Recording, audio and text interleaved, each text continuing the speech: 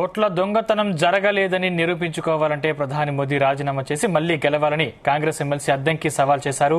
TPCC chief Mahesh Kumar Goud ప్రకటన BJP నాయకుల గుండెల్లో గుచ్చుకుంది కాబట్టి అతిగా స్పందిస్తున్నారని ఎద్దేవా చేశారు.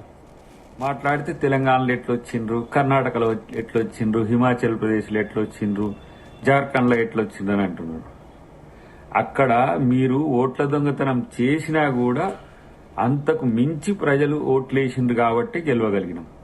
ఇలా ఓట్లు కోల్పోయిన వాళ్ళు ఒక ఎత్తు అయితే, ఓట్ల పేరు మీద మీరు వాళ్ళు లేరు అని చెప్పి వాళ్ళు చనిపోయిన వాళ్ళ లిస్టులో వేస్తే వాళ్ళు వచ్చి రాహుల్ గాంధీ గారితో ఇలా టీ తాగుతున్న పరిస్థితి, సుప్రీంకోర్టును ఆశ్రయిస్తున్న పరిస్థితి, ఓట్లు డూప్లికేట్ ఉండడం, ఓట్లు దొంగగా ఉండడం, ఎక్కువ ఓట్లు ఉండడం, ఇవన్నీ కూడా బీజేపీ తాలూకు రాజకీయాలు.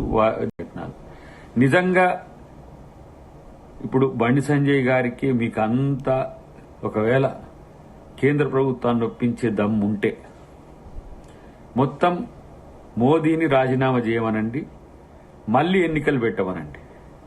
అప్పుడు గెలిస్తే ఎవరు రాజకీయ సన్యాసం చేస్తారో, ఎవరు ఇంట వండుకుంటారో, ఎవరు ఎటుపోతారో ప్రజలే తెలుస్తారు. కాబట్టి చావు తప్పి కళ్ళు లొట్టపోయి గెలిచి మీరు ఇష్టానుసారంగా మాట్లాడినా మేము ఎవరు పట్టించుకుంటారు? నేను ఎన్నోసార్లు చెప్తున్నా, చంద్రబాబు నితీష్ కుమార్ దయ వల్ల మీ ప్రభుత్వం ఎలా కొనసాగుతుంది తప్పితే మీకు గతిలేని స్థితి ఈ దేశంలో ఉంది. డిసెంబర్కే మీ ప్రభుత్వం కూలిపోద్దని ఖర్గే గారు చెప్తున్నారు. ఫస్ట్ అది ఆలోచించుకోండి. ఓట్ చోరీ మీద బండి సంజయ్ గారి నుంచి మొదలు పెడితే బీజేపీ నాయకులందరూ మాట్లాడుతున్నది, మహేష్ కుమార్ గౌడ్ గారికి కౌంటర్ వేస్తున్న వాళ్ళందరికీ కూడా చిత్తశుద్ది ఉంటే మొత్తం ఓట్ల దొంగతనం జరిగిందనేది మా రాహుల్ గాంధీ గారి యొక్క ఆరోపణ. ఇలా బీహార్లో పెద్ద ఎత్తున ఓట్ అధికారి యాత్ర చేస్తున్న పరిస్థితి. ఓట్ చోర్ గద్దే చోర్ మాట్లాడితే